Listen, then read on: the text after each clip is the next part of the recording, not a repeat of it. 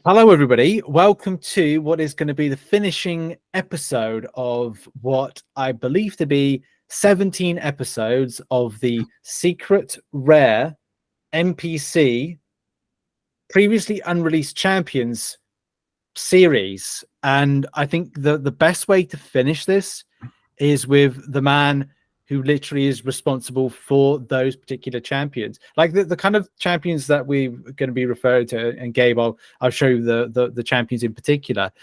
We're talking about the original design for Captain Marvel, Weapon X, not Weapon X, because that's already again X Force version of Wolverine. So many. Gabe, first of all, thank you for joining for this finishing episode of the series. Yeah, thanks for having me again. It's always good to talk about that. Yeah, of course, there's something else that's going on at the moment. Like Gabe has a brand new game, which links to in the description. If you've been following the channel up to the videos, this video is released. It's probably December or January 2024. This is being recorded in October, so there's a little bit of time there.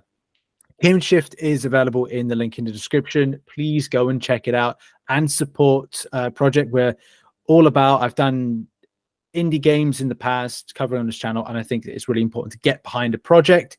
You should have by now got behind the Kickstarter, and we should be looking forward, as we all should be, to the release of the game. So go and check that out. Okay, Gabe, I'm excited to look at and talk about the creation of some of these champions. Just now going to share my screen and kind of take a bit of a this is kind of like a trip down memory lane in a sense. Kicking off so many images. First of all, we have talked about this in the previous episode, but I wanted to kind of like bring this all together. Right. When you would create these characters, were they, especially X Force version of Wolverine, was this a set in mind that we were going to go, okay, originally this is going to be an NPC type interaction dialogue champion, or did you have any kind of ideas that this you may take it to be a fully usable, playable champion? No, originally it was part of the story. You know, as one of those things that when we had much less budget to create characters, and I was always trying to add new characters to the story for cheap. Yeah, and of course the cheapest way to do it is changing textures and working with the designers to, hey, can you change a little bit of that character so it can be a boss? You know. Yeah. So this event was the X Enforcers event, right? And I've always been a big fan of the X Force, the run with the Rick Remender, and how they use the gray uniforms. Yeah, Deadpool and Wolverine and Psylocke and all those. It was really cool and dark. So. I immediately thought of those. You know, you can make those like the gray uniforms with the red eyes and stuff like that, and create a whole new team.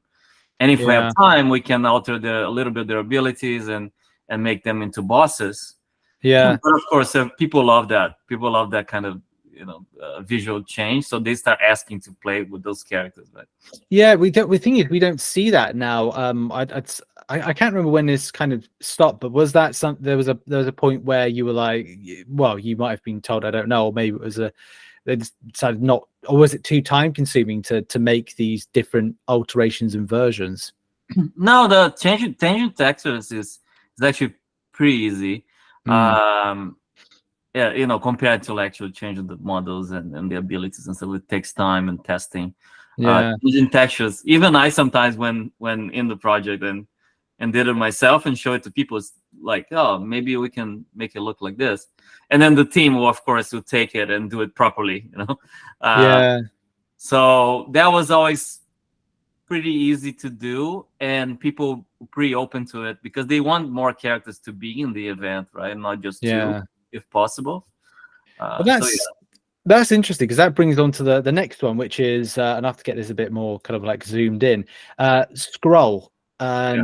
Was there a plan to make this as a champion? I know later on we saw Super Skrull, but was it a case that this one was the, I don't know, jumping off point? No, this Skrull, you know, it was connected to the movie, right? To the Captain Marvel movie. Gotcha. So yeah, I remember which one was it was Captain Marvel. What was the second character on the event? I don't remember. But that's a good point. But the Skrull was something that I've been pushing for a while, and I remember talking to the producers, and they always like stopped in the shapeshifter idea. It's like, oh, because that requires a lot of resources, requires a lot. Make a character that can shapeshift. We don't know how to do it. So I remember we discussing a few ideas of how we could, specifically the idea I had to pitch this character was so maybe this character can only transform into the characters you already loaded in your team, for example. Yeah. That reduces the pool of characters that we need to load. Because imagine that you have to load every single character in the game to have a character transform. And also there was variants of that idea of like, maybe there's a roll of the dice. If you put a Skrull in your team, every time you put the Skrull in to fight, there'll be a roll of the dice, and you'll pull from a pool of characters, and you'll transform into that character. It'll be random. So there was lots of different ideas of how we can make the Skrull work. Yeah. But in the end, it was lack of resources. But we had the model, so because we wanted to do something cool for the story, but we make the powers work, And I believe they still don't, because we don't have Mystique and stuff like that. So because it's hard. Hope it's one day, but as I said, as tech moves on, there might be more possibilities, but we'll have to see with that. Doctor Strange Marvel now. This is one that I thought we might get as a champion. If I remember rightly, there was a slight abilities build for him. Yeah, I don't remember like a lot about this character. I remember that we wanted to have variants. Yeah, that was very, very early. We wanted to have visual variants that had a slight different set of abilities. Right. But in the end, another character took over. We had this the Sorcerer Supreme, the Conclave of Sorcerers event. And I think there was a point that we wanted to use that character, but a lot of people didn't like how he looked. I kind of like it, but I do too, especially after the second Doctor Strange film, seeing the way that the red and the black kind of look, with it being like straight black and then the red and the kind of Defenders type look to it. I really liked it, and it always kind of brought me back to this. Especially, I think it was one of the reasons that kind of inspired me. I wanted to do this series was just that I liked some of these older, especially different designs that you had. So this was a very interesting find. We've talked about Scarlet Witch, the kind of Marvel Now-ish, all that kind of time, and I think if you want to go back and listen to the other episode, then everybody please do. It's an interesting. We had different kind of like theories about this, and it was great because we kind of went into like, how in some way sexualized some of the comic books have been, and how that's kind of like, people don't want a bit of the erotic side of it, but that character is a bit weird. It's just, it was a time when Marvel was really pushing the edge, of being early 2000s, and sometimes they push way too far. Yes.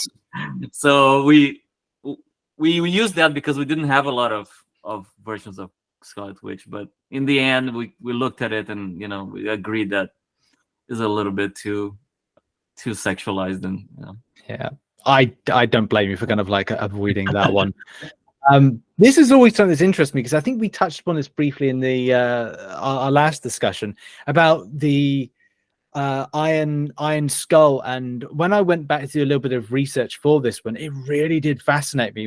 I went a bit more from when we had a discussion. I know that was it talk about the toys. This was very much a case of trying to push toys. It was a cartoon. It was Avengers. Those two. There's Avengers Earth Mightiest Heroes and Avengers Assemble, which I believe this model comes from that show. Yeah, they're both really good show. I'm a big fan of the first one, the Earth's Mightiest Heroes, because they got a lot of the comic runs that we all grew up with and kind of retold in there. Avengers Assemble is also pretty good too, but they're already relying a lot on the movies. The visuals and the way the characters speak, the voices, Robert Downey Jr. kind of thing. So this character is very beginning when Marvel's saying, "Hey, you want to do a Red Skull? We're trying to get away from the Nazi one," which is kind of weird to me, but because he is a Nazi. So I think there was a lot of cleaning up of like the to the mainstream audiences. The Hulk became a bit more like a hero and less of a monster. The Red Skull, Hydra, they tried to separate Hydra a little bit from being Nazis, like literal Nazis. Because I I don't know, but I believe they're trying to clean it up for younger audiences for the cartoons. Yeah.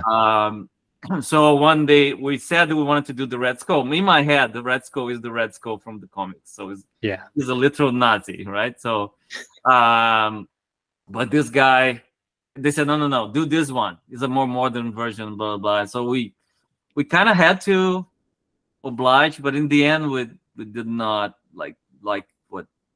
I don't mind the visuals, actually. It's kind of, I think in the cartoon, he steals Iron Man's technology and do something. I don't know. But it's not too bad. But I still prefer the evil, like super evil kind of Nazi version that we did. Yeah, it's just a case of like, now I know that there's in the last year a Kabam wanting to buff a Russian-based character based on some very real, obviously, world events and situations. So it's a bit of a tough one, isn't it? Because then comes up from the top. It comes from the top and goes down. If Disney would say, we don't want to cover this or show representation of this at the moment, then it's kind of more of a company line to yes. But you know what? I truly believe that if you forget history, you fated to repeat it. So yeah, true. You need to Nazis existed. And this guy's evil. He's evil. He's not like a hero or anything like that. So we cannot erase things like that and pretend they never existed. I think Marvel is at their best when they treat real life, events and treat it into a superhero kind of more palatable fantasy. But he's a Nazi. He was created as a Nazi, and Captain America punched Nazis, when he was created. And Jack Kirby was really, really courageous when he did that because he was attacked. Yeah. Because America was not in the war at the time, and he was the first one to have a superhero punch a Nazi on the cover. And he was actually attacked by Americans that were like sympathizers of like the Nazi party. So as artists, we need to be a bit courageous. I understand that corporation needs to be all clean and not be make anyone unhappy. But I'm down to make Nazis unhappy. I don't care. Yeah, absolutely. Right. I think we might have briefly touched on this one. It's the black suit of Daredevil. If I remember rightly, this was to do with not exactly to do with the TV series, but I think there was a direction that you wanted to go with, and then Marvel like, no, could you do the one that's in the show? Is that right? Yeah, let me remember. I think we really love the first season of Daredevil on Netflix. I really loved that he was in black like that, and I believe he was in black for like 11 or 12, episodes, and he only wore the red suit in the very end of the first season. Yeah, I didn't mind. I thought it was really cool that he was like this down-to-earth, street-level superhero, right? Wearing like whatever he could find. In fact, I didn't even like the Netflix version in the first season. Yeah, I think the helmet was too much like a motorcycle helmet. So in the second season, they fixed it. They made it a bit more snug. Yeah. So, but then we wanted to make the black one and the red one. But then we didn't have. I don't know if we didn't have the reference, or we knew that the black version was inspired by the Frank Miller, John Romita Jr. Series. Yeah, it's kind of like what was a Daredevil? It's not year one, but it's kind of like a year one of Daredevil when he started, and that's what he wore, like white sneakers. That was exactly it. So we used the comics as our version, trusting that it will be very similar. So that's where that came from. And then eventually, I don't know, maybe it was Netflix. Somebody said, to use something else. At what point of process were you with this? Was it like fully designed abilities? Did you design it first and then like no abilities? It was just a case of it's there as say that and that's it. No, I think we were at a point in the beginning where we put more work on making visual variations of the characters without changing anything. Right. So this would be straight up Daredevil, but with a different visual. But then we realized that people were not interested in that. They would not chase a character just for the visuals. They would chase a character and buy crystals or whatever if the character plays different and have good visuals. So it wouldn't be worth for us to spend weeks of making a character. We tried a few times and people didn't. Cyclops was a good one. We had 2 versions of Cyclops, the X version and the other version. So people didn't care because they played exactly the same. But then, so we stopped putting so much effort in making just visual variations. And some characters got left on the wayside, because we wanted to focus on something that had felt like a fully realized character release instead of just a skin, which we don't have. We don't have skins. We just this is the entire new model, right? So that's a good point. I'm gonna at the end of looking at these images, there's definitely a question there that I do want to come back to. A few actually mentioned in there, but we did actually talk in the last talk about the Jean Grey and Dark Phoenix and these 2 characters that were created. One I think was a boss and the other was NPC. I don't know actually if this one was an NPC as well, kind of a dialogue. We had 3 actually. We had Jean Grey, we had Green Phoenix, and the Red Phoenix. So because we wanted to do a transformation, the X-Men, it was a target we had since the beginning, but when we released the game, the X-Men were off limits. Really? Yeah. Oh, because of Fox.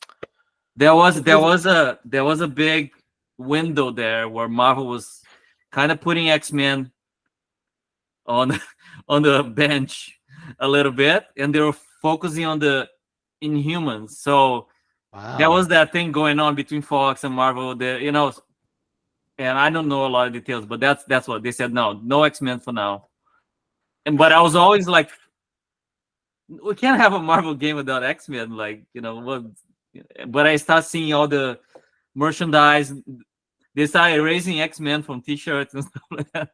So I was like, oh my God, this is crazy. Same with the Fantastic Four, right? They'll try to get it all back. I didn't realize it ran that deep when it came to the games and other types of elements of it. We'll never release a game with 20 something characters and not have the X-Men there. It was like that's not a Marvel game without the X-Men, but they said no. Fantastic Four, same thing. So it was a weird kind of, but then eventually I started to figure out devious ways to convince Marvel to get the X-Men, and my way to do it, as always, is through story. So I devised this X-Men Inhumans event that will run through 3 months. To make something big. I knew they were trying to push the Inhumans as almost like the replacement to the X-Men in a way. So I said, what if we in our world we have the X-Men and the Inhumans be more connected? So I started creating this whole thing about the Terrigenesis. Terrigenesis, Terrigenesis mixed with the X gene through ISO 8.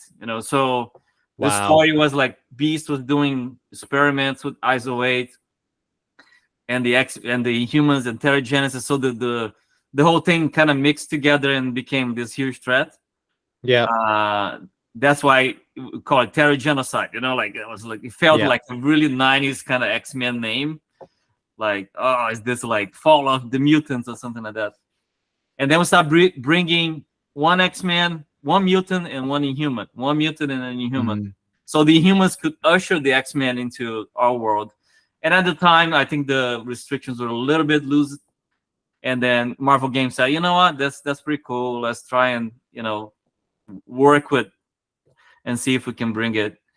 And it kind of worked. I think Phoenix was, of course, the thread through it, right? And connected also to the whole idea of the Infinity Stone. There was one Infinity Stone that kind of got generated through the Phoenix cocoon, blah blah blah. So trying to weave all the threads together. And of course, Marvel loves when we do that. It makes sense to them. Or the story will bring this together. Yeah. So That's clever. That's really clever. This is a bit of an odd one. The chair. Oh, the chair. That's I don't take any responsibility for that. That's Scott Bradford. He's one of the best designers we had. He left now. He's working at EA in Skate, and he had an idea because he was looking into very unknown characters, and he thought it was really funny to have the chair. And I was like, yeah, cool, that's really awesome. So that's his idea. So, and I started putting the chair in the map, in the character map and stuff like that, because the chair is supposed to be this omnipotent being that has his own universe and stuff like that. It's really silly and cool. Did anybody mess around with trying to make it a playable champion in some sort of way? We thought about it. Really? Yeah, that's brilliant. We started thinking how we can make because how the character is gonna move, how he can attack a chair, or maybe just appears in Special 3, and there was lots of ideas, but it was too crazy for some people. But I'm out for this kind of weird kind of. I mean, it's still funny to do they could do it like an April Fool's thing and have it as a playable champion only exclusively to a special mode. There's lots of possibilities. Okay, we've talked about Hulkbuster, the comic book version, and I was reading up about this. This was as much as I quite like this version, and I like the story around it, because it was that this particular version was attacking the Avengers, and Tony Stark had to fake his own death in order to stop the connection between this version and this version of Hulkbuster, or this suit of Hulkbuster, and himself. And I thought there was a really cool story with a really kind of good kind of heart and potency to it. But it's kind of sad in a way, because the more I look at this, the more I kind of like the look. I found it quite retro, and I like. Well, I don't obviously. It's not a good kind of like this story but I like your coverage of it to say that this was, we had this all design ready to go, and Marvel could you change it to another version? That's Marvel's fault. I told you before. This is Marvel's fault. Yeah. Because we were going to make this character, because we didn't have the version. They wouldn't give us the movie design for us in time to do the event.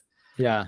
And then after that, we really got more connected to the studio people. So they started releasing, they started understanding that games need weeks and weeks and weeks of preparation to do the characters. But at this time, we're just still in the air. They'll say, oh, this character's going to be there.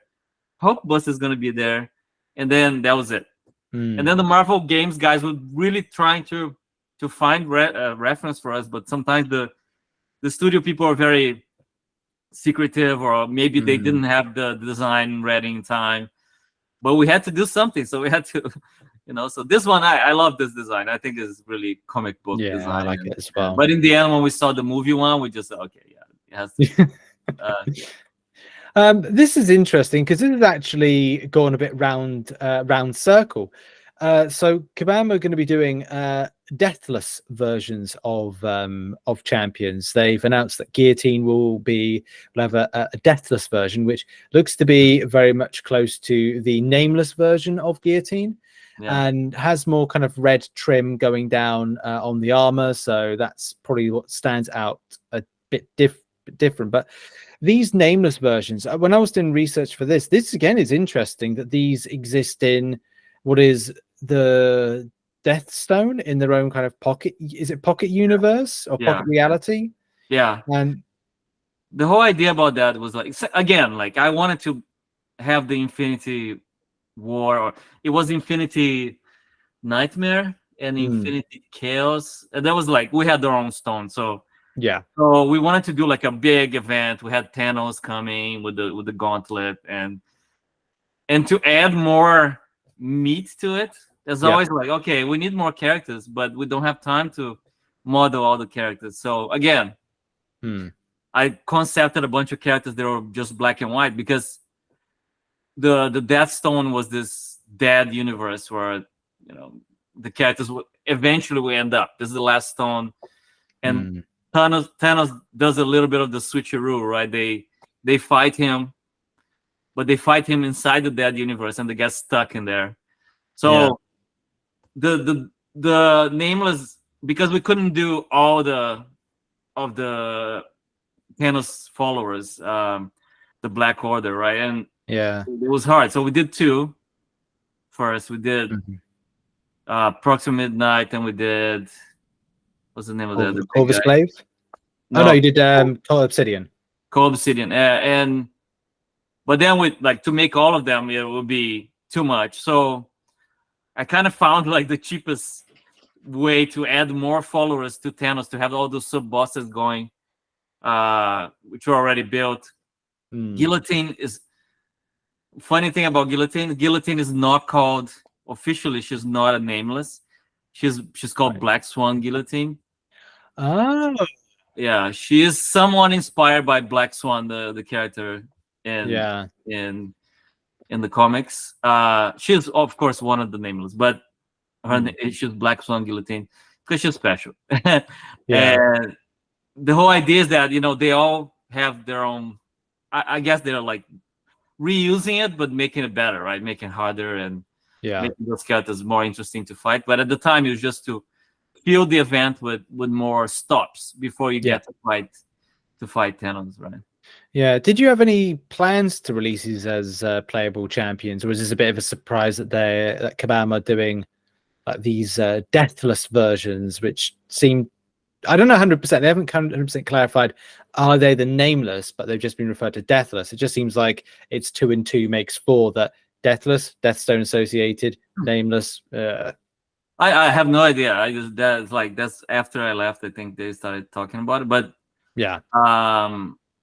it's good that there's so much stuff that we haven't used, or maybe used just for a dialogue or.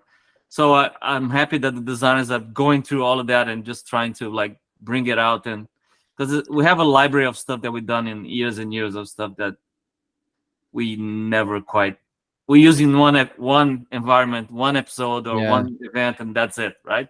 Yeah, so true. Bring them back and polish them and maybe change a little bit. Yeah, I like that, you know, because it creates more variation instead of just say, hey, every month 2 characters and you fight them, and you know.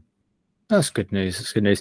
This is an interesting one. This version of Captain Marvel, I think this is from the. Was this the original? The original. I think the original had no helmet, and I think somebody in the art team, maybe Gene, looked at it and didn't like the face or something like that, and said like, no, I prefer it with the helmet. So anytime I have a free time, I'm going to replace that. Yeah, so it was purely like an art decision that we wanted to do the helmet. I think it was originally because, you know, the original team wanted the influence of the cartoons. Yeah. So in the cartoons, she doesn't have the helmet. In the comics, she goes back and forth, right? Because you can do that. But anyway, it was just a visual thing. We liked the helmet more. And then of course, when the movie came out, we had another version with the other helmet. So This is an interesting one. So the Iron Spider made a brief appearance. Yes. And I've always wondered, like, what was, because it's just an appearance at this stage. I think it's like several years later, and it just seems to be like a bit part in an appearance. Was this something down the line you were thinking about putting in?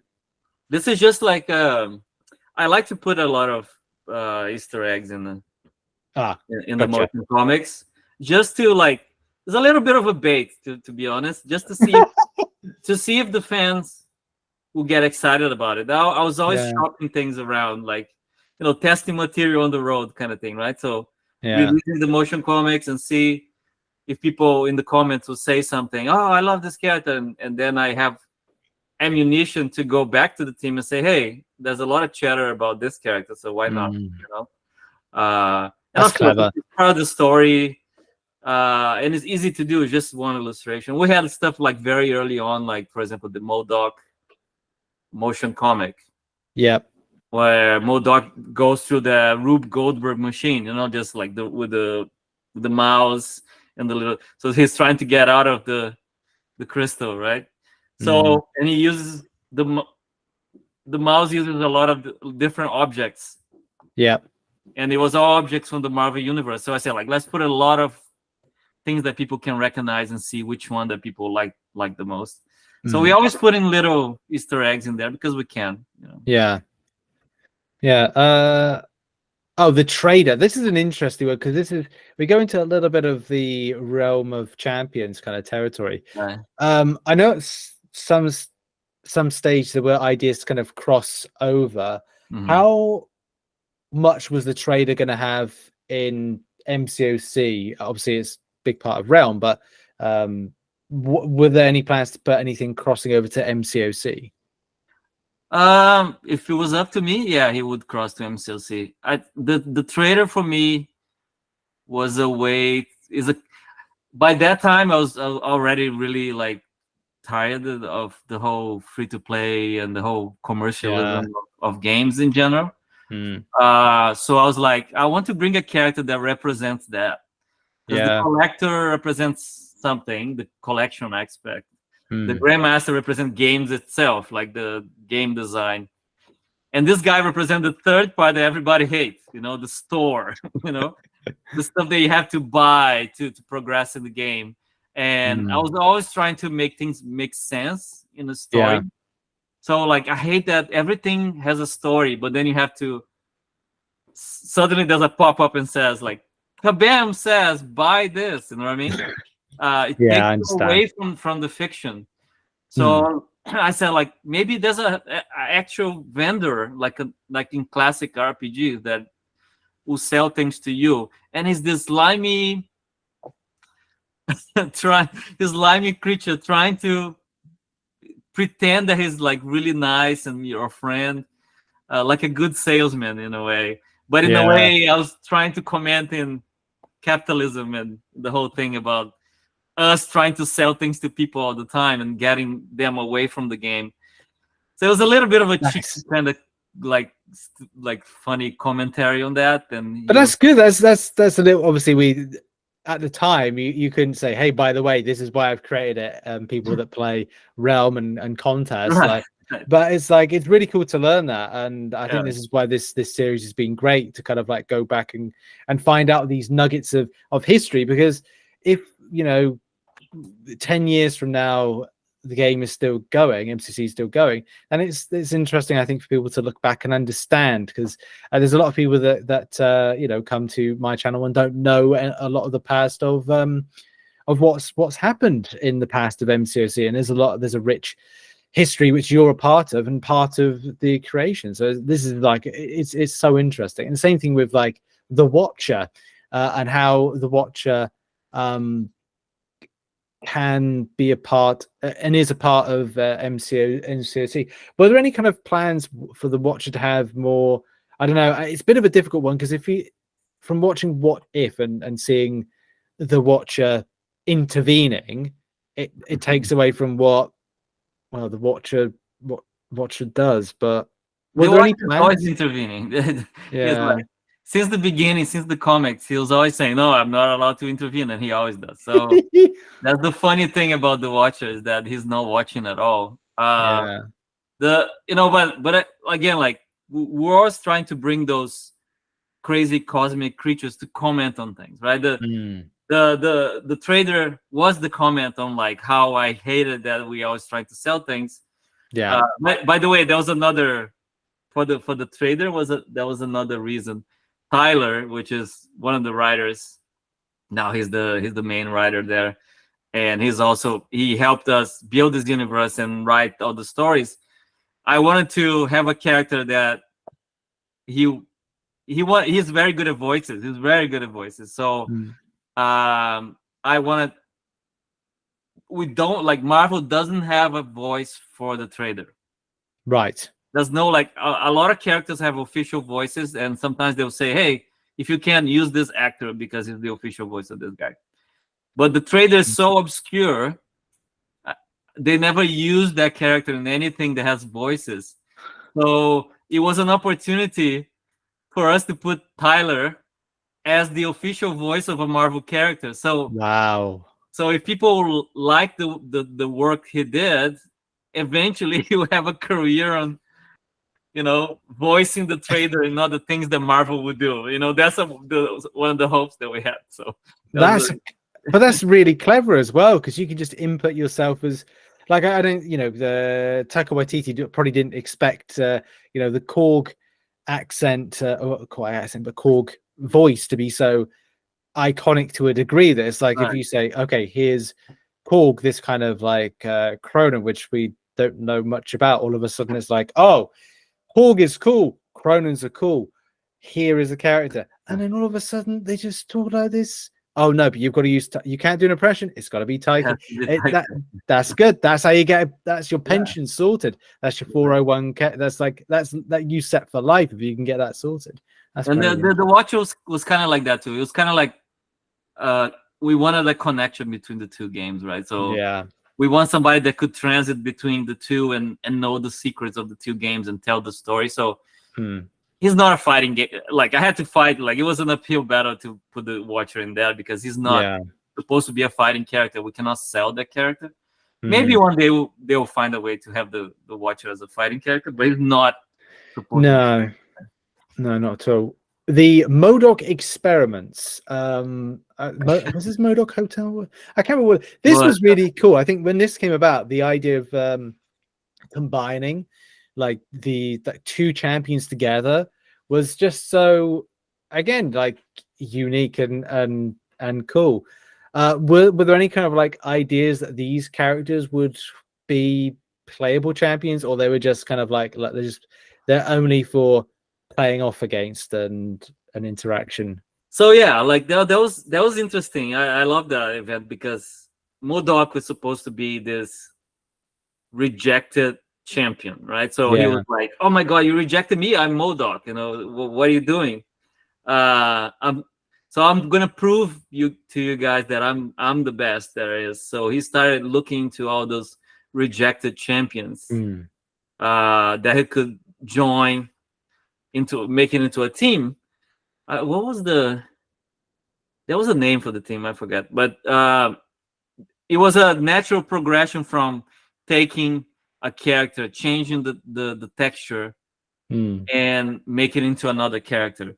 So the idea, like, me and the designers were talking about it, and it's like, what we should just we found out, like, by experimenting in the engine, that we could drop some.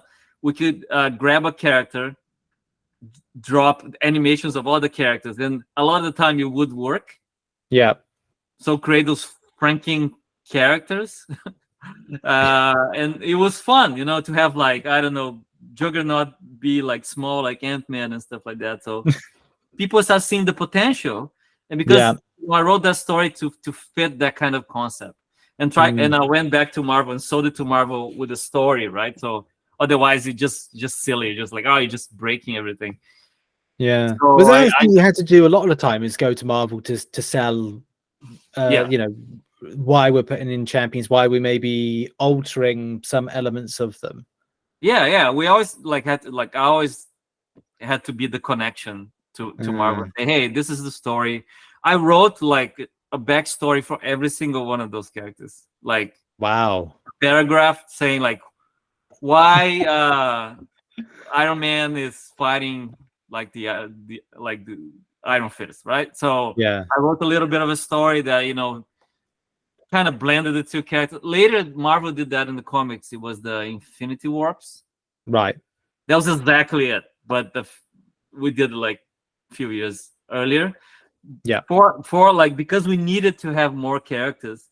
And imagine like you have 7 different characters just by mixing and matching things without having to model a different character, approvals and everything like that. Too bad we couldn't change the characters visually. Yeah. Because that would be amazing, but that was a great thing. Yeah, it was a lot of fun. I think it was like, because it was new, it's different. That was kind of cool to see.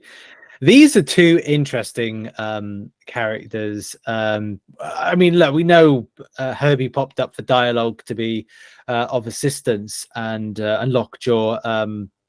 I don't know. I thought I saw a video once. I've never been able to find it, but I thought there was somebody at Kabam that played around with making Lockjaw fight. Oh, really? I could be wrong. I thought I saw something. Maybe I dreamed it. Of like Lockjaw was that when moving was kind of like upwards in kind of a following some kind of stood up humanoid position. But maybe it was a fan that did it. Yeah.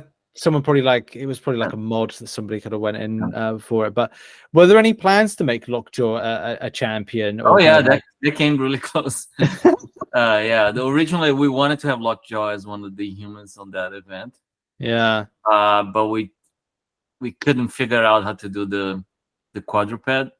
Oh yes. So sometimes you get pushed back into a wall when you have like a capsule. It's really weird when you have a quadruped like that.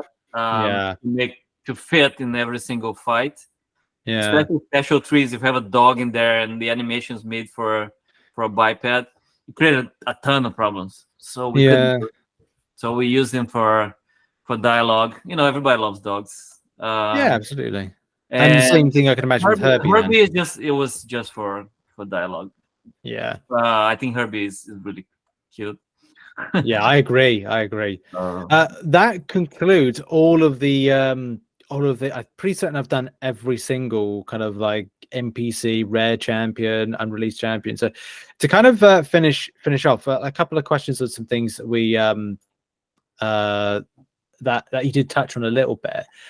Were there any champions that you modeled and built and had to scrap? Are you allowed to say any that you've like scrapped? No, I think they all like pretty much the list you said is the stuff that we done. Usually, you know, we got much better later to like scrap characters much earlier than getting into modeling stage.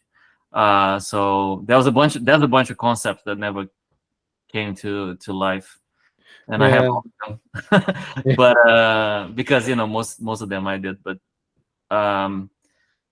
because I tried to keep the concept really simple so I could sell it to people early and send it to Marvel and say, hey, before spending a lot of work doing something, and then you know. But yeah, no, there was not a lot of characters that we done to the end and then had to completely scrap, other than the ones you've seen. When it comes to, you said about like fighting Marvel on getting certain characters, is there one that stands out to you that you've had to just fight the most to just get into game? Well, like, you know, first fight is a bit harsh word. You know, we never fought. We always been very good at speaking the same language and always very respectful, and we, you know, it was always been fun even when we disagreed. And most of the time they wanted to do the character. It's just like there was rules, right? Like maybe we couldn't do this, and so yeah, there was lots of characters that I had to, like, you know, it was an uphill battle to convince Marvel to make, especially because it was, there was already a version of the character in the comics. Why you want to make it different? You know, a lot of the times because it didn't fit our story, and I wanted to take in a different direction. Like Karina took a few rounds of convincing, you know, because Karina in the comics, it's really a non-character, like for a long. Now she's a bit better, but like it was more like, oh, she's a love interest, or So I wanted to make her a bit more active and connected to the story that we wanted to tell for the Collector and the Grandmaster, which are completely different characters in our world than they are in the comics. Honestly, I prefer ours because you have more time and more time for them to breathe and have meaning in this universe than being just villains that just pop up. And I like to collect. Yeah, absolutely. So hopefully, Marvel one day would look at our version and try to make a comic that is more like that. But yeah, there was a lot of little, I had to write long essays about why I want Karina to be like this, why, there's a reason. And they'll say, okay, we understand that you're very passionate about this one, so go for it, And then in the end, they liked it. So and just finishing up on some of the champions that have come across from Realm or kind of play into I think it's the Chrono Serpent. We've had Scarlet Witch, Black Widow. Oh, I can't remember what her name was, but we're Behemoth, Black Widow. It's going to bug me now because I can't think. It's on the tip of my tongue. Black Widow. Yeah, I forgot. Citalis, yeah. And we are about to get one that I didn't know from Realm or part of this series, which is our Act 8.3 boss. It's been confirmed, and Kabam have shown up with it. Cerastus, is that still part of what you pitched as your story, or is it gone in a different direction? Which one is Cerastus again? Cerastus is Iron Man, but he's the armorer of no, I was part of it, but this story was pitched by Max Arnold. Okay. Yeah. So this now is the story is going now in a different direction. So it's. I honestly don't know. We talked a lot about it. Okay. We know where the boat was going, and they, of course, it's their story to tell, and they have a lot of freedom to completely change it. Yeah. But I think Marvel is Max is very committed to tell the story that he pitched. I don't know, a couple of years ago. Yeah. Or even more. We were like trying to bring some of the Realm stuff, the lore back, and make sense in the Contest of Champions. So the whole idea of having those characters came from him, and I said, oh, this is really cool. My contribution was, let's try and pull the visual design of the organic kind of armor that we had in MROC, which was something that made sense in that universe, that the Chrono Serpent worked with, which is ISO 9, which is, I don't know if they're even going to use that. ISO 9, it was one of those things that it was a joke that became serious and then became cool. That always happens. It's like, so we're doing MROC. So we use ISO 8 for contests. What we're gonna do for this resource in contest? And then somebody said ISO 9. ISO 9. And then I was like, I started thinking, and of course I brought it back to the fantasy, which is ISO 8 is a stable form of neutronium. ISO 9, because it's 9, is not a cube anymore. Yeah. It has one atom that is unstable.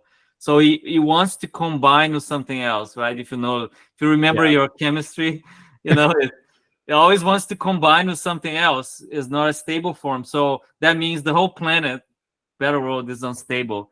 And so it's all like, okay, it's a joke, but it makes sense. Let's call it ISO 9.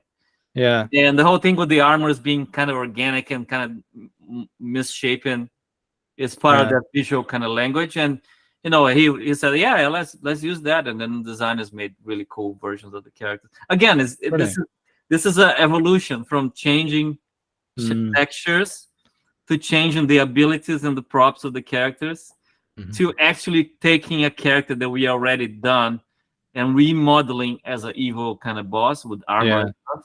It's always like trying to find what is the easiest, cheapest way to make something cool and give more content to the players, right? Yeah, absolutely. I'll keep you informed as what they're doing, because I think it's interesting to find out where your ideas and pitches and stuff comes in as to where it kind of evolves. But that's been great. So this has been the finishing episode, and I think we've we've covered a lot of the champions. It's been great to get your insights. So thanks very much for doing this. And yeah, go and check out Kinshift in the link in the description and support Gabe's new projects. And you should all in the comments be thankful for Gabe, what he's given us, what we've seen, and what the team has produced. So make sure to support his new venture with Kinshift. Check out the link in the description. Thanks, Gabe. Thank you.